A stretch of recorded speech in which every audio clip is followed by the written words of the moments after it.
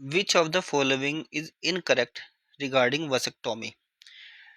तो कौन सा स्टेटमेंट है जो कि इनकरेक्ट है वसेक्टोमी से रिलेटेड।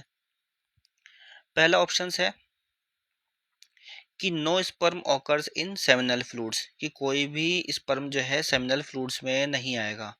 तो ये स्टेटमेंट राइट है, कोई भी जो स्पर्म है वो सेमिनल फ्लूइड्स में नहीं आएगा।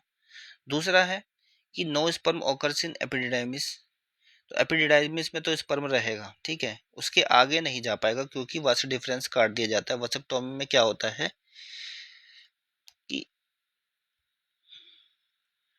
वास डिफरेंस जो है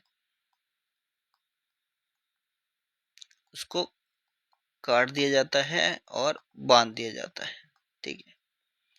तो स्पर्म का जो मूवमेंट है, स्पर्म का जो ट्रांसपोर्ट है वो आगे की तरफ नहीं जाएगा।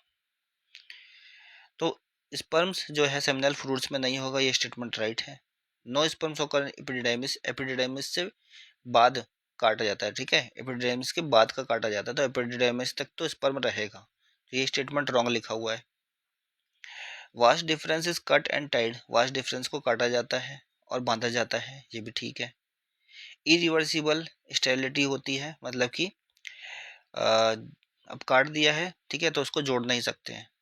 देखो वैसे तो अब काट दिया है तो जोड़ तो सकते हैं, रिवर्सिबल तो होता ही है, ठीक है, बट ज़्यादातर ये जो चीज़ें करी जाती हैं वो एक परमानेंट सॉल्यूशंस के रूप में करी जाती हैं।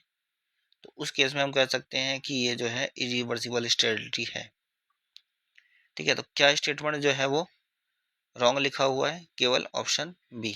तो राइट आंसर ऑप्शन बी है।